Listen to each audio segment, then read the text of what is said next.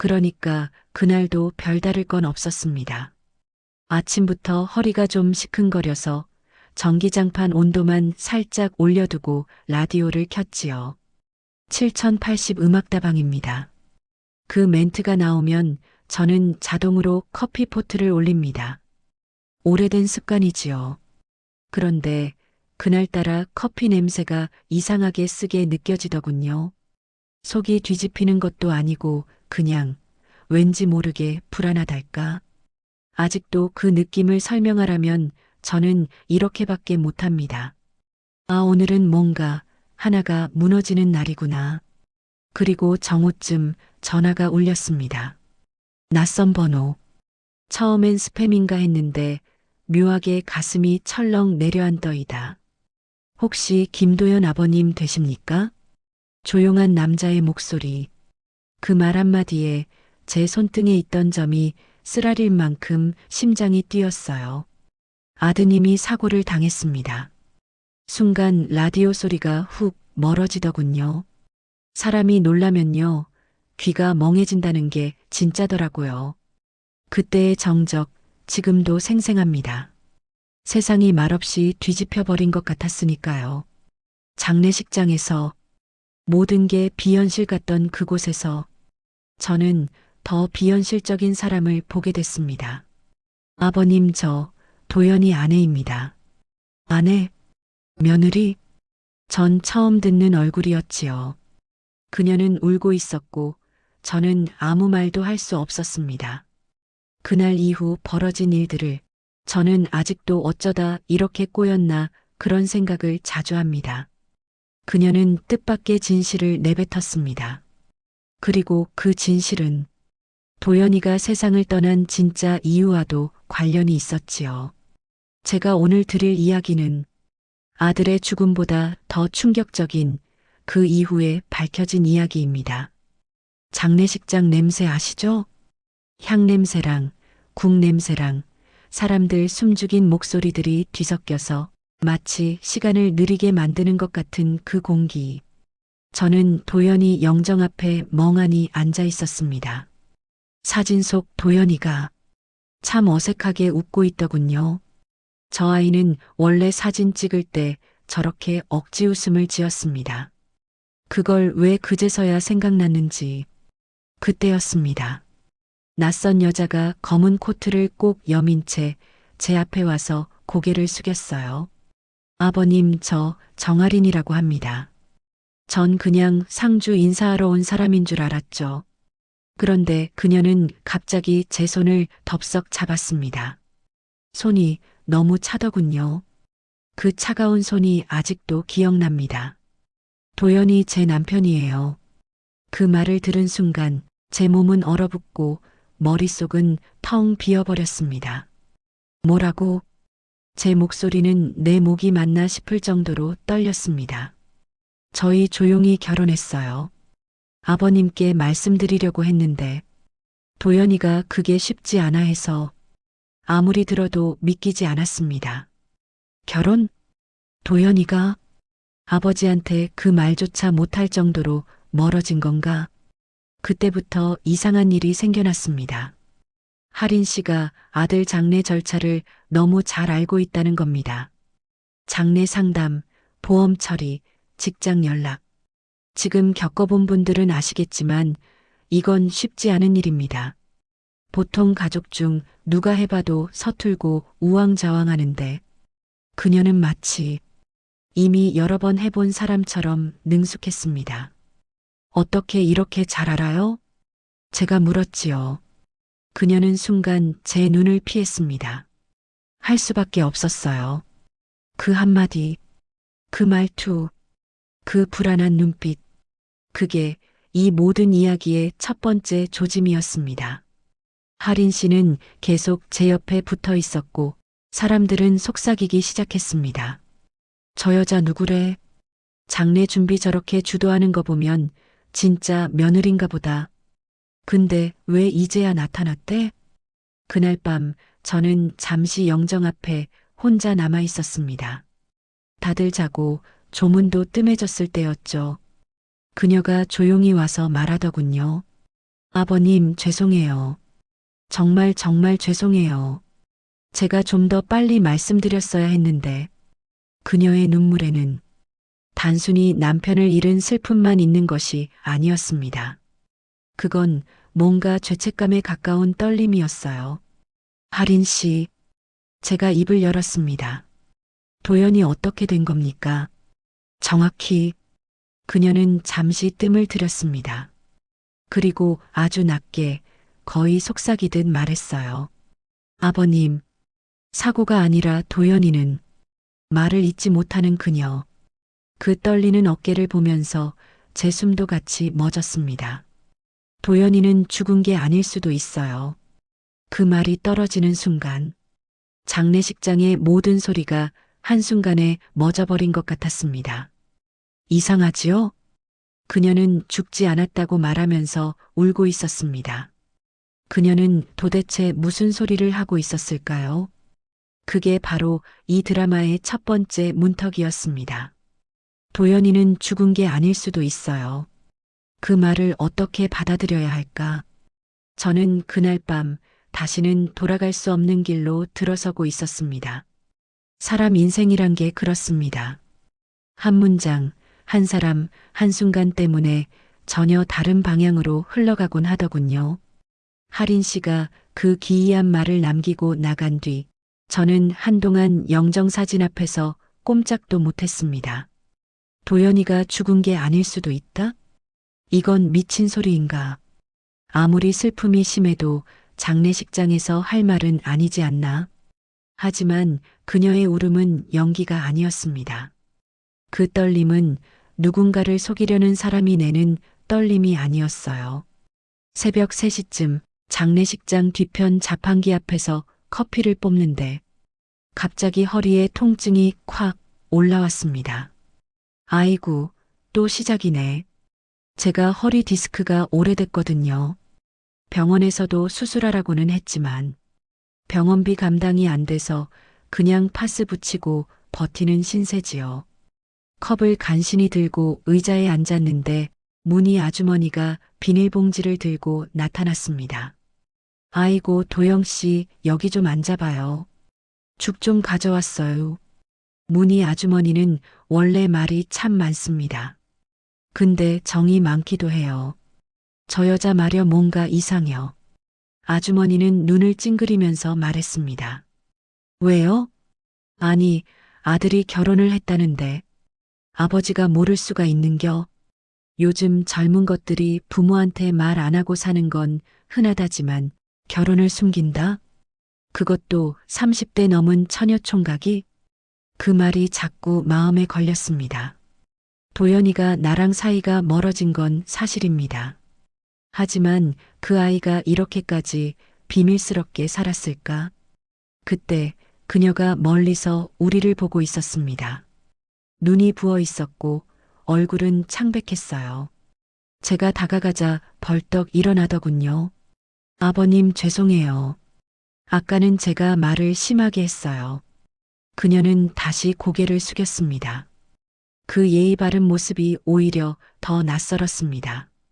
하린 씨, 제가 조심스레 말을 꺼냈습니다. 죽은 게 아닐 수도 있다는 게 무슨 말입니까? 하린 씨는 잠시 숨을 고르고 말했습니다. 그건 여기서 말하긴 어려워요. 사람들 많잖아요. 장례 끝나고 제가 설명드릴게요. 지금 말해줘요. 제 목소리가 떨렸습니다. 그녀는 고개를 저었습니다. 아버님이 준비가 안 되셨어요. 준비가 안 됐다니. 내 아들이 죽었는데 내가 뭘 준비해야 한다는 건가? 그 말은 도저히 이해가 되지 않았습니다. 장례가 끝나자 그녀는 느닷없이 말했습니다. 아버님, 저 일단 같이 지낼게요. 뭐라고요? 도연이 일이 정리가 안 됐어요. 아버님 혼자 두면 위험해요. 지금 누군가 아버님을 지켜야 해요. 지켜야 한다니? 그 말이 또 이상했습니다. 저는 요양보호사가 필요한 사람도 아니고 치매도 아니고 그냥 허리가 좀 아픈 정도인데 내가 위험하긴 뭐가 위험해요. 제가 불쑥 말했습니다. 그녀는 제 눈을 똑바로 보며 말했어요. 도연이는 아버님 때문에 당한 걸 수도 있어요. 순간 심장이 쿵 하고 내려앉았습니다. 내 때문이라고? 그녀는 입을 막았습니다. 아차 싶었는지 고개를 급히 저었어요. 아니에요. 그런 뜻이 아니고 아버님이 모르는 일이 있어요. 그걸 제가 알아야 해요. 저는 화가 치밀어 올랐습니다. 세상에 아들 장례 끝나자마자 처음 보는 며느리가 나타나 저보고 당신 때문에 아들이 죽었다고 할 수도 있다는 말이냐? 할인 씨, 그건 너무한 말 아닙니까? 제가 단단히 말했지요. 그녀는 고개를 숙였습니다. 죄송해요. 근데 제가 아버님을 공격하려는 게 아니에요. 오히려 지키려고 하는 거예요. 도대체 뭘 말하는 건지 이해가 안 됐습니다. 뭘 지킨다는 건가? 누구한테서? 며칠 후 한 통의 우편물이 도착했습니다. 아들 명의로 온 대출 독촉장이었습니다. 연체 2개월 차, 채무 발생 금액 3,600만 원. 제가 그걸 들고 손이 부들부들 떨렸습니다. 도연이가 이런 빚이 있었나? 전 모르는 일이었습니다. 그런데 그녀는 그걸 보더니 놀라지도 않았습니다. 아버님, 그 빚은 제가 알고 있어요. 뭐라고요? 왜 제가 모르는 걸 당신은 아는 겁니까? 그녀는 대답을 못한 채 입술을 깨물었습니다. 순간 머리가 띵했습니다. 도연이가 나랑 연락이 뜸해질 때쯤 혹시 이런 빚 때문에 아버지한테 부담 주기 싫어서 멀어진 건 아닐까? 그런데 그 빚이 왜 할인 씨가 알고 있는 걸까? 더 이상 버틸 수가 없었습니다. 정직하게 말해요. 당신 도연이랑 정말 결혼했습니까? 그녀는 한참을 침묵하더니 작게 거의 들리지 않을 만큼의 목소리로 말했습니다. 네. 하지만 아버님이 생각하시는 그런 결혼은 아니에요. 그 말이 또 무슨 뜻인지. 그날 밤 허리가 다시 아파서 잠시 바닥에 앉으려다가 그만 주저앉고 말았습니다. 아버님, 할인 씨가 뛰어와 부축했습니다. 병원 가요. 아니야, 그냥 디스크야. 디스크는 방치하면 마비 올 수도 있어요. 저 병원 잘 알아요. 지금 가요. 병원 잘 안다? 그녀가 하는 말 하나하나가 이상했습니다. 병원에서 MRI를 찍고 기다리는데 할인 씨가 의사와 따로 얘기를 나누고 있었습니다. 아주 작은 목소리로 내가 들으면 안 되는 대화를 하는 것처럼. 그리고 의사가 저한테 왔습니다. 연세 생각하면 수술보다는 보존 치료가 나을 듯합니다. 특히 요즘 스트레스 많으셨을 텐데. 저는 피식 웃었습니다. 스트레스야 뭐 아들 장례 치렀으니. 그런데 의사가 순간 이상한 표정을 지었습니다. 예. 그 표정이 마치 제가 뭘 모른다는 사실을 알고 있다는 듯한 표정이었습니다. 집에 돌아오자 할인 씨가 말했습니다. 아버님, 도연이 휴대폰 찾으셨어요? 아니, 경찰에서 사건 처리되면 준다던데. 그거 이미 찾았어요. 어디서요? 도연이가 마지막으로 있던 현장 근처에서 제가 먼저 찾았어요. 왜 당신이? 경찰보다 먼저? 그녀는 말없이 휴대폰을 내밀었습니다. 깨져 있고 화면엔 비밀번호. 아버님, 혹시 이 비밀번호 아세요? 전 모릅니다. 아들이랑 사이가 멀어진 이유 중 하나가 제가 스마트폰을 잘 못 다뤄서 자주 도움을 청했다가 그 아이가 짜증냈던 기억도 있습니다. 그녀는 비밀번호를 누르기 시작했습니다. 마치 알고 있다는 듯이 툭 화면이 열렸습니다. 이걸 어떻게 해? 저 도연이랑 서로 휴대폰 비밀번호는 공유했어요. 그녀는 당당하게 말했지만 전 오히려 더 혼란스러웠습니다. 비밀스러운 결혼을 했다는 사람이 비밀번호는 공유했다고? 휴대폰 안에는 뜻밖의 내용이 있었습니다. 낯선 남자와의 문자 대화. 도연이가 내 아버지 문제 때문에 계속 위험해지고 있다. 너도 조심해라. 라고 보낸 문자가 있었습니다. 그게 뭔 소리입니까? 내가 왜? 어떤 위험? 전 더 이상 이 상황을 견딜 수 없어. 그녀에게 소리쳤습니다. 하린 씨, 도대체 나한테 왜 이러는 겁니까? 그녀는 뜨면서도 떨리는 눈으로 말했습니다. 아버님, 저도 이제 숨길 수가 없어요. 말해야 해요. 도연이는 사고로 죽은 게 아니에요. 제 목소리가 갈라졌습니다. 그럼 뭐요? 살해라도 됐다는 겁니까? 그녀는 고개를 저었습니다. 아니에요. 죽지도 않았어요. 뭐? 도연이는 없어진 거예요. 없어졌다니? 죽은 게 아니라 없어졌다? 그녀의 목소리는 더 이상 장례식장에서 울던 그 여자가 아니었습니다. 어디선가 모든 걸 감추고 버텨온 사람의 목소리였어요. 아버님, 아버님도 이제 조심하셔야 해요. 도연이는 죽지 않았다. 사라졌다. 그녀의 이 말은 제 머릿속을 완전히 뒤틀어 버렸습니다. 그리고 저는 돌아갈 수 없는 길을 이제 막 지나고 있었습니다. 사람이 살아온 시간보다 앞으로 버텨야 할 시간이 더 두려워지는 순간이 있습니다. 저한테는 이때가 그랬습니다. 도연이는 죽지 않았어요. 사라졌어요. 그 말이 귓가에서 둔탁하게 울렸습니다. 허리보다는 심장이 더 아파서 숨을 고를 수가 없었지요. 없어졌다니. 그게 대체 무슨 말입니까? 하린 씨는 집안을 한번 둘러봤습니다. 마치 누가 듣고 있을까봐 겁내는 사람처럼. 아버님, 다른 곳에서 얘기해요. 여기서는 위험해요. 내 집이 위험해? 저는 어이가 없어서 피식 웃었습니다만 그녀의 얼굴은 죽은 사람처럼 창백했습니다. 우리는 집 근처 조용한 공원 벤치에 앉았습니다. 겨울바람이 코끝을 찔렀고 가로등 불빛이 얼어붙은 운동기구 위를 서늘하게 비추고 있었죠. 잠시 침묵 끝에 그녀가 말문을 열었습니다. 아버님, 사실 도연이는 6개월 전부터 이상한 무리를 만나고 있었어요. 무리라니?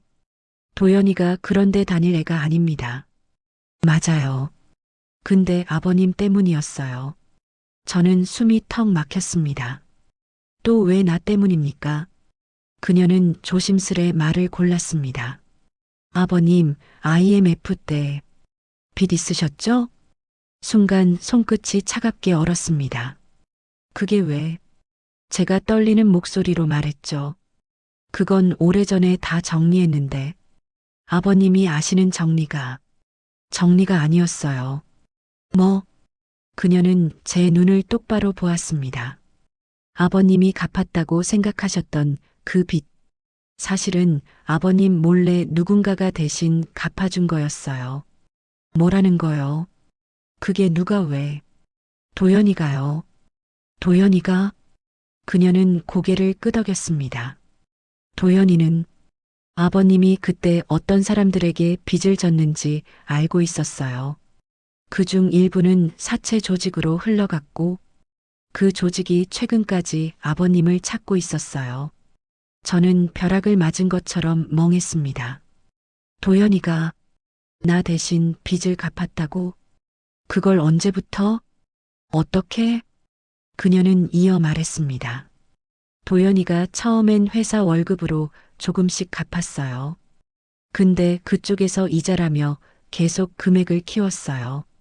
아버님이 모르게 조용히 처리하려고 했어요. 내가 왜 그걸 모르고 있었지? 그녀는 한숨을 내쉬었습니다.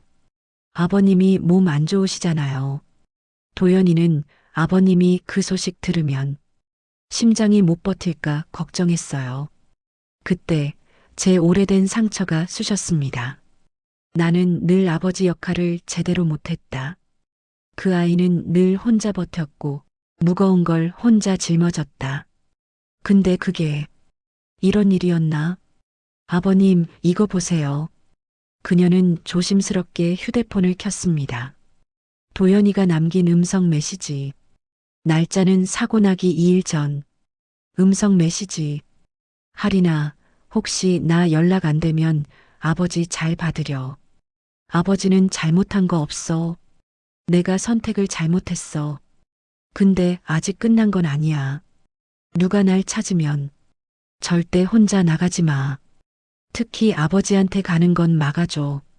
메시지는 거기서 뚝 끊겼습니다. 저는 손을 떨어뜨릴 뻔했습니다. 이건, 이건 뭐야? 도연이가 누굴 피해 다녔다는 거요? 그녀는 눈을 감고 말했습니다. 아버님, 그 조직 애들이 도연이한테 대신 갚은 빚을 다시 요구했어요. 이자는 계속 불어나고 그 아이는 벼랑 끝까지 몰렸어요. 그럼 경찰에 신고를 했어야지. 했어요. 하지만 그쪽은 흔적을 안 남겨요. 도연이가 말했어요. 경찰에 가면 더 위험해진다고. 저는 머리가 어지러워 돌아가는 세상이 휘청거렸습니다. 그럼 도연이의 사고는 사고 아니에요. 그녀가 제 말을 끊었습니다. 그날 누군가 쫓아오고 있었어요. 누가? 그건 아직 모르겠어요. 근데 사고 현장에서 이상한 게 발견됐대요. 뭔데? 그녀는 잠시 머뭇거리다가 가방에서 사진 한 장을 꺼냈습니다. 경찰이 준 참고 자료라며 사진 속엔 도연이가 타던 오토바이가 넘어져 있었고 그 아래엔 신발 자국이 하나 찍혀 있었습니다. 바퀴 자국도 충돌 흔적도 아니고 사람이 선 자국. 누가 기다리고 있었던 거예요. 전 사진을 떨어뜨릴 뻔했습니다. 그럼 그놈들이 도연이를 죽였다는 겁니까? 죽였다고 단정할 수 없어요. 왜냐면 시신이 없었거든요. 저는 그 말을 한참 이해하지 못했습니다. 뭐, 시신이 없었어요. 그 자리에서 증거만 남고 도연이는 사라졌어요. 숨이 턱 막혀 말이 나오지 않았습니다. 아버님, 그날 CCTV가 하나 있었어요. 그런데 삭제돼 있었어요.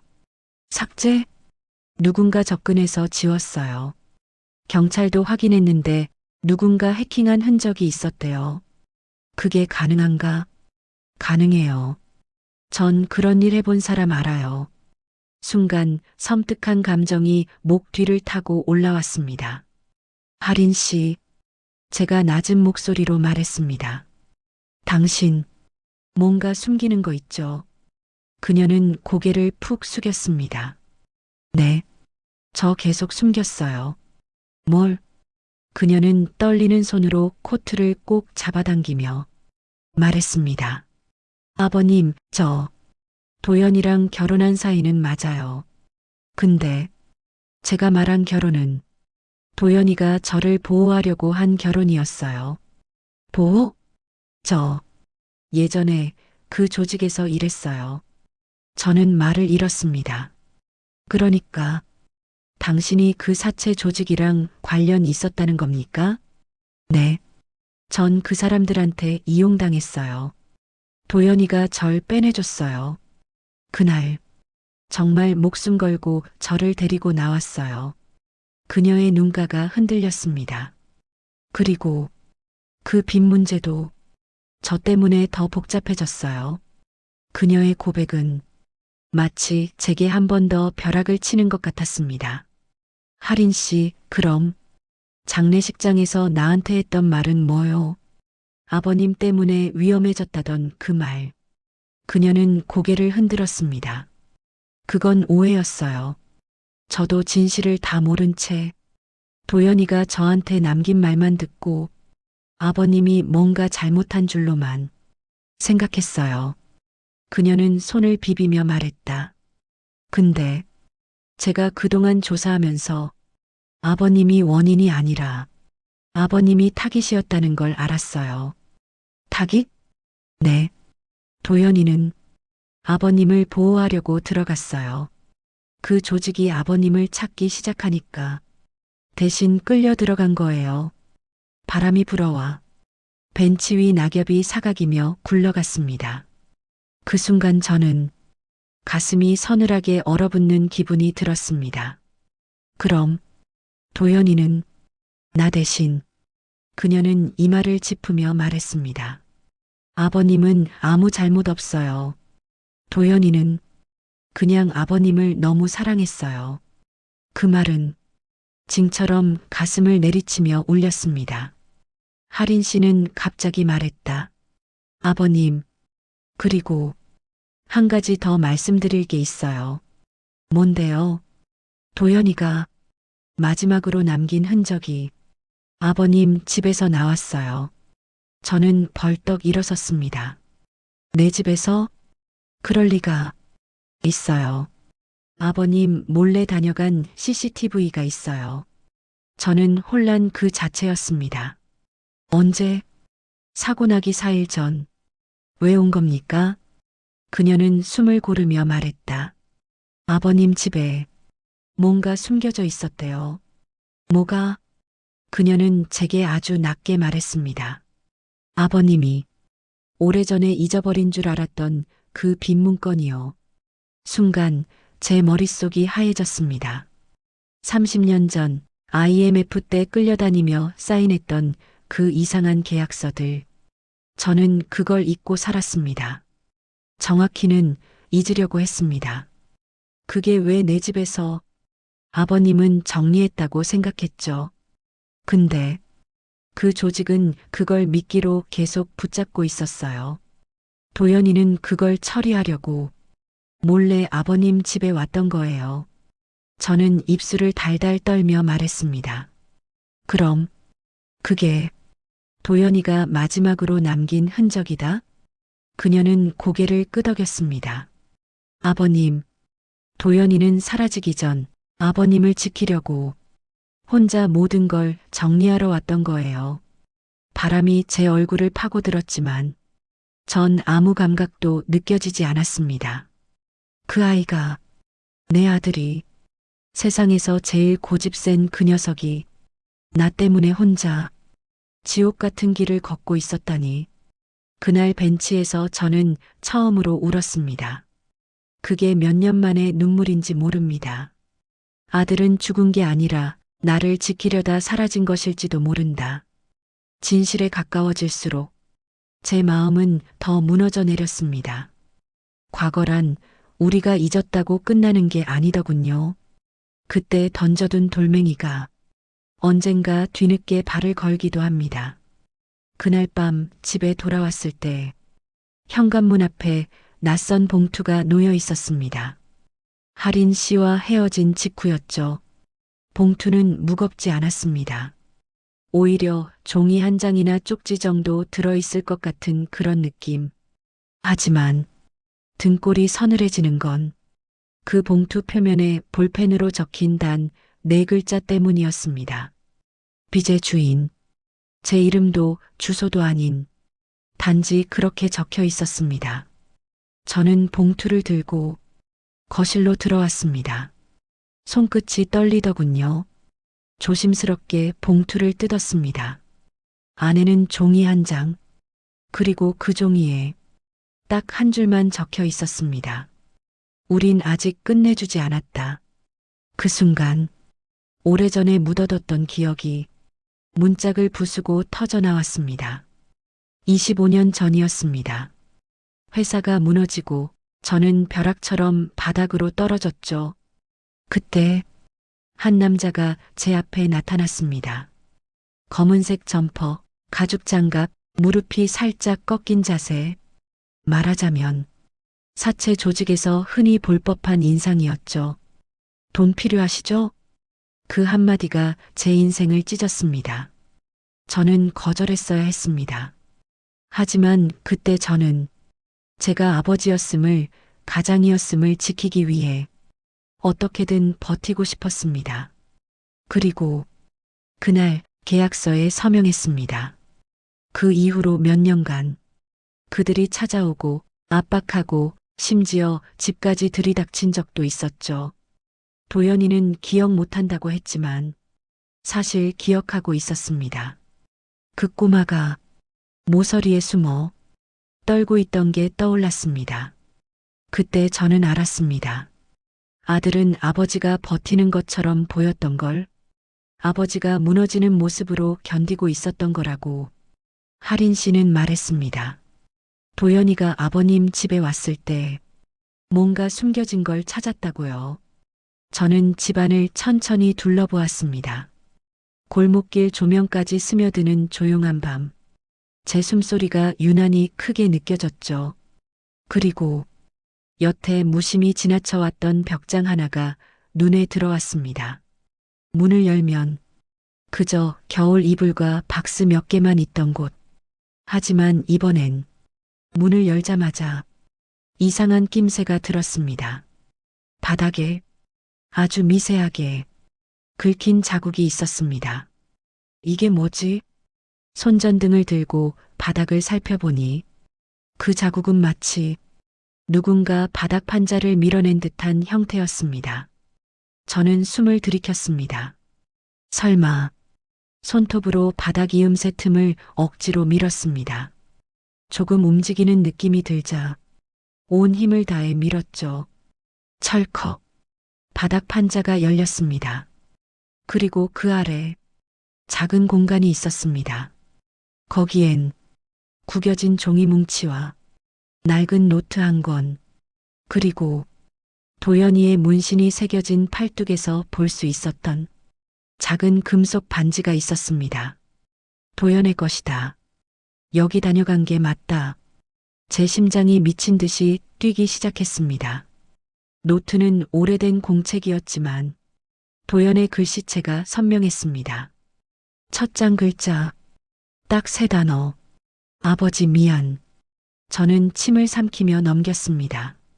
2장, 3장, 4장, 그리고 5장째에서 멈췄습니다. 그날, 사라지기 며칠 전, 도연이 적어놓은 마지막 메모가 있었습니다. 누군가 아버지 집을 계속 지켜보고 있다. CCTV 흔적도 남지 않는다. 아버지가 타깃이 맞다. 내가 처리해야 한다. 만약 내가 돌아오지 못하면 아버지를 지킬 사람은 할인뿐이다. 저는 노트를 꼭 쥐었습니다. 도연아, 내가 왜 혼자? 그때였습니다. 띠링, 휴대폰 메시지 수신음. 발신자는 저도 모르는 번호였습니다. 메시지는 단 한 줄. 숨겨진 노트 찾으셨습니까? 저는 손에서 휴대폰을 떨어뜨릴 뻔했습니다. 누군가 보고 있었다. 내 집을, 나를, 그리고 할인과 내가 공원에서 한 대화까지. 그때 할인 씨가 전화를 걸어왔습니다. 아버님, 지금 어디세요? 집입니다. 누가 연락했죠? 어떻게 알았습니까? 그놈들은 아버님이 움직이는 순간을 다 알고 있어요. 그녀는 숨을 고르며 말했습니다. 그 조직, 사채 조직이 아니에요. 뭐라고요? 겉으론 돈 장사처럼 보이지만 실체는 정보를 빼내서 협박하는 조직이에요. 공직자, 회사 임원, 사업가, 누구든 그들의 표적이 되면 벗어나기가 거의 불가능해요. 그녀는 서늘한 목소리로 덧붙였습니다. 아버님도 걸렸던 거예요. 오래전에. 나는 왜? 아버님이 빚을 지고 있던 그 시절. 아버님 신상 정보가 몽땅 그쪽에 넘어갔어요. 아버님에겐 금전적 가치가 없었지만 아들을 미끼로 삼을 수 있는 약점으로 남겨두었던 거죠. 저는 피가 역류하는 느낌이 들었습니다. 그럼 도연이가 그걸 알고, 맞아요. 자기가 아버님의 대신이 되려고 들어갔어요. 통화를 끝낸 직후 창밖에서 낯선 소리가 들렸습니다. 천천히 집 앞 골목을 지나가는 검은 SUV. 번호판은 가려져 있었고 창문은 완전히 틴팅되어 있었습니다. 그리고 SUV는 제 집 앞에서 아주 잠깐 멈췄다가 천천히 움직였습니다. 카메라로 찍으려 하자 순식간에 속도를 올려 사라졌습니다. 그 순간 메시지가 하나 더 왔습니다.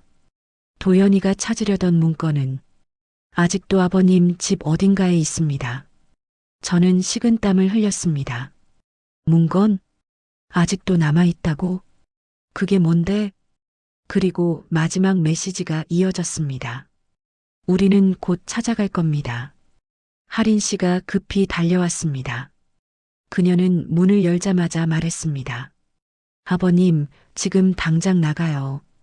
여기 있으면 안 돼요. 대체 뭘 찾고 있는 겁니까? 그놈들은. 하린 씨는 제 가슴팍을 붙들며 말했습니다. 아버님, 그 문건은 아버님이 IMF 때 쓴 계약서가 아니에요. 그럼 뭐요? 그녀는 헐떡이며 말했습니다. 그건 그 조직이 아버님 신상 정보를 훔쳐 협박 자료로 만든 파일이에요. 아버님은 지웠다고 생각했지만 도연이는 알고 있었어요. 그 파일이 아직 남아있다는 걸. 저는 벽을 짚었습니다. 도연이는 그걸 없애려고. 하린 씨는 고개를 끄덕였습니다. 맞아요. 그 파일만 사라지면 아버님도 저도 도연이도 자유로워질 수 있었어요. 그녀의 눈가에 눈물이 고였습니다. 근데 그걸 찾으러 온 날 도연이는 누군가에게 들켰던 거예요. 거기서 그녀는 더 말을 잇지 못했습니다. 저는 마른 침을 삼켰습니다. 그럼 도연이는 그녀는 조용히 고개를 떨구었습니다. 사라진 게 아니라 잡혀갔을 가능성이 커요. 죽은 게 아니라 어딘가에 있다는 겁니까? 그녀는 떨리는 목소리로 말했습니다. 그렇다고 믿어요. 그 조직은 필요 없는 건 버리지만 필요한 건 절대 놓지 않아요. 저는 무릎 힘이 풀려 주저앉았습니다. 아들은 죽은 게 아니었다. 적어도 그럴 가능성이 있었다. 그럼 우리가 그 문건만 찾으면. 그녀는 제 눈을 응시했습니다. 도연이를 되찾을 수 있어요. 아들은 죽지 않았다. 어딘가에 있다. 그리고 그 열쇠는 아버지 집 어딘가에 숨겨진 실체 모를 문건이다. 다음에는 진짜 조직과 마주하게 된다. 집안은 어둠이 깊게 내려앉은 것처럼 고요했습니다. 하린 씨와 저는 아들의 흔적이 남아있을 만한 곳을 조심스럽게 뒤지기 시작했습니다. 낡은 책상 서랍, 장롱이 먼지 쌓인 상자, 20년도 더 된 통장과 우편물들. 하지만 문건의 흔적은 없었습니다. 도연이가 어디에 숨겼을까요? 하린 씨가 중얼대자 저도 모르게 답했습니다. 도연이가 어려서 가장 좋아하던 곳, 항상 숨어들던 곳. 제 머릿속에 어느 작은 공간 하나가 떠올랐습니다. 아, 저기 집을 짓고 얼마 안 되었을 때 아내와 함께 만든 작은 벽난로 자리. 우리는 사실 벽난로를 거의 사용하지 않았습니다. 목재 난로를 쓰기엔 불편했고 도시가스로 난방이 편했으니까요. 하지만 그 벽난로 뒤에는 작은 틈이 있었습니다. 도연이는 어릴 때 자주 거기로 들어가 동굴 탐험을 한다며 혼자 놀곤 했죠. 저는 그 기억이 떠오르자마자 거기로 달려갔습니다. 여기 말이요. 여긴가? 하린 씨도 숨을 삼켰습니다. 저는 벽난로 옆 벽을 손바닥으로 두드렸습니다. 텅텅. 그러다 한 부분에서 묵직하게 울리는 소리가 났습니다. 이곳이다. 저는 드라이버를 들고 천천히 벽 틈을 밀어 열었습니다. 드르륵. 먼지가 화르륵 피어오르며 조그만 공간이 드러났습니다. 그 안에는 서류 봉투 하나와 USB 하나가 있었습니다. USB에는 검은 테이프가 붙어 있었고 거기엔 익숙한 글씨가 쓰여 있었습니다. 아버지만 볼 것. 저는 봉투를 꺼내 바로 테이프를 뜯었습니다. 손이 떨렸습니다. USB 안에는 수십 개의 파일이 들어 있었습니다. 제 주민번호, 계좌 거래 내역, 주택 담보 내역, 심지어 아내가 병원에 입원했던 기록까지. 그리고 가장 마지막 파일, IMF 부채원 본계약서. 저는 숨이 막혔습니다. 이 파일은 단순한 빚이 아니라 그 조직이 저에게 씌운 낙인이었습니다. 그 계약서의 마지막 장에는 제가 모르는 문구가 추가돼 있었습니다. 채무자는 채무자의 직계가 계약 대상이 될 수 있음을 인정한다. 저는 거의 무너질 뻔했습니다. 이게 뭐야? 하린 씨는 눈을 질끈 감았습니다. 도연이가 이걸 보고 알았던 거예요. 나 때문에. 그 애가. 하린 씨는 제 손을 꽉 잡았습니다. 아버님 때문이 아니라 그 사람들 때문이에요. 아버님은 그냥 살아보려고 한 거잖아요. 저는 눈을 감았습니다. 아들이 내가 지은 빚 때문에 나 대신 들어가서 나 대신 조사를 받고 나 대신 위협을 받았다는 사실. 그 죄책감에 가슴이 찢어지는 것 같았습니다. 그때였습니다. 휴대폰이 울렸습니다. 익숙지 않은 번호. 저는 손을 떨며 받았습니다. 여보세요. 낮고 침착한 목소리. 문건 찾으셨습니까? 그 말투는 살을 파고드는 칼날 같았습니다. 당신들은 누구요? 우린 잠시 빌려간 걸 돌려받으러 온 사람들입니다. 도연이는 어딨습니까? 그 아이는 좋은 아이였어요. 우리를 곤란하게 했지만 똑똑했죠. 저는 피가 거꾸로 솟는 기분을 느꼈습니다. 살아있습니까? 전화 너머에서 짧은 정적이 흘렀습니다. 그리고 그 말, 살아있었죠. 저는 주저앉았습니다. 있었죠? 그는 말끝을 길게 끌며 입꼬리가 올라간 듯한 목소리로 말했습니다. 그 아이는 계약서 파일을 없애려 했고 우리는 그걸 막아야 했습니다. 저는 비명을 질렀습니다. 도연이를 어떻게 했어? 침묵. 그리고 딱 한마디. 파일을 넘기면 아버님은 살 수 있습니다. 뚝. 전화는 끊겼습니다. 하린 씨는 멍해진 저를 붙들었습니다. 아버님, 제 말 들리세요?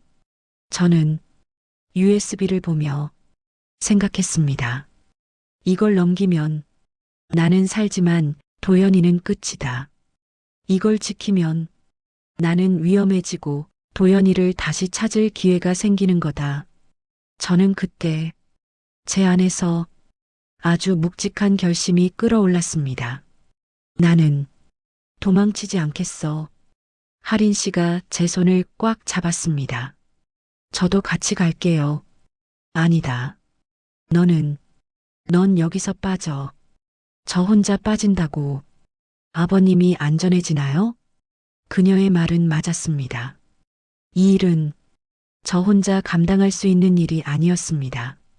도연이를 찾으려면 우리가 같이 움직여야 해요. 저는 천천히 고개를 끄덕였습니다. 그때 하린 씨가 USB 안쪽 폴더 하나를 발견했습니다. 폴더 이름은 이상했습니다. 자막 파일. 열어보니 영상 하나가 있었습니다. 저는 마우스를 움직여 재생 버튼을 눌렀습니다. 그 순간 모니터에 어두운 창고 같은 배경이 잡혔습니다. 그리고 그 화면 한가운데 저는 믿을 수 없는 얼굴을 보았습니다. 도연아? 도연이가 거칠게 숨을 몰아쉬며 카메라를 바라보았습니다. 영상은 짧았습니다. 그리고 분명히 그가 마지막으로 남긴 말이었습니다. 아버지, 누구도 탓하지 마세요. 제 선택이었어요. 아버지 데려가려는 놈들이 있어서 제가 먼저 들어갔어요. 할인이 그 사람 믿어주세요. 아버지는 무조건 살아야 돼요. 영상은 허무하게 끝났습니다. 저는 말을 잃었습니다. 아들은 저를 위해 스스로 어둠 속으로 들어간 거였습니다. 나 때문이 아니라 나를 지키기 위해서 저는 말했습니다. 이 파일은 없애야 한다. 할인 씨가 놀랐습니다. 그럼 조직이 나 하나 죽으면 끝나는 문제면 그래도 된다. 하지만 그녀는 고개를 세차게 흔들었습니다. 아버님 혼자 죽는 게 끝이 아니에요. 그 사람들은 물이 새면 새는 대로 다른 사람을 찾을 거예요. 그녀는 눈물을 훔치며 말했습니다. 도연이가 아버님을 믿으라고 했어요. 그 말은 아버님이 옳은 선택을 한다는 뜻이에요. 저는 USB를 바라보았습니다. 그리고 한 번 더 아들의 목소리가 들리는 듯 했습니다. 아버지, 살아야 돼요. 저는 결국 USB를 들고 밖으로 나갔습니다. 할인 씨는 제 뒤를 조용히 따라왔습니다.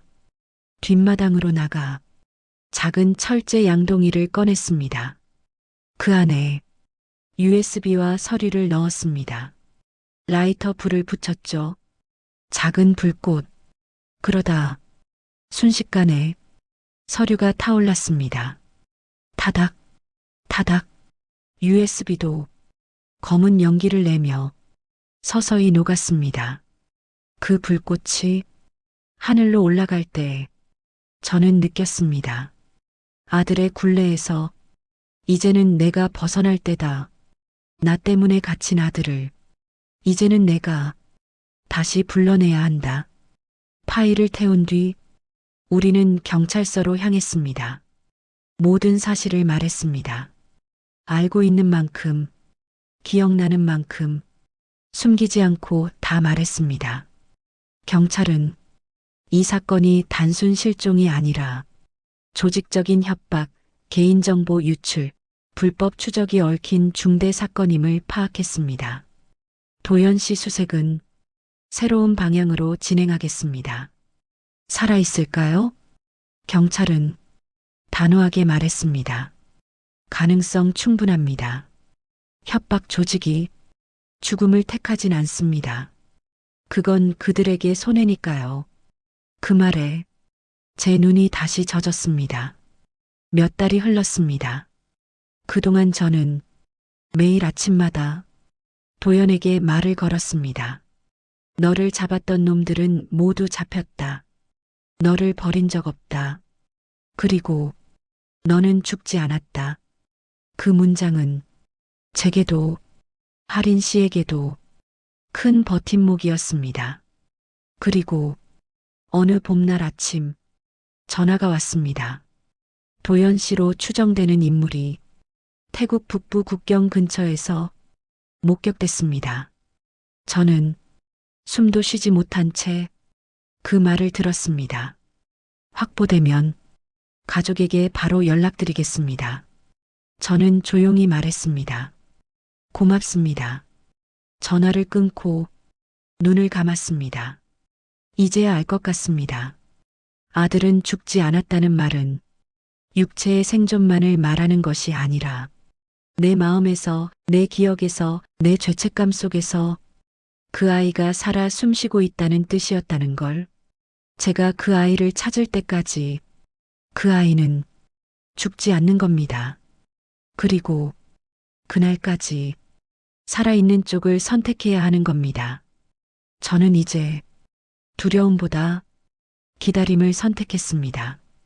밀려오는 죄책감이나 나를 삼키던 어두운 기억들도 이제는 저를 무너뜨리는 무게가 아니라 저를 일으켜 세우는 기둥이 되었습니다. 하린 씨는 매주 저를 찾아옵니다. 둘이 밥을 먹으며 도연 이야기로 꽃을 피웁니다. 아버님, 그 사람 꼭 돌아올 거예요. 저는 웃습니다. 그래, 그 녀석은 돌아오기로 돼 있지. 그리고 오늘도 이 말을 마음속으로 되뇌입니다. 내가 너를 잊지 않는 한 너는 죽지 않았다. 봄바람이 지나가고 창밖 작은 나무가지들이 흔들릴 때면 그 속에서 아들의 그림자를 봅니다. 그 그림자에 다시 인사합니다. 도연아, 아버지는 예전처럼 도망치지 않는다. 내가 남긴 길을 따라 걸어가고 있다.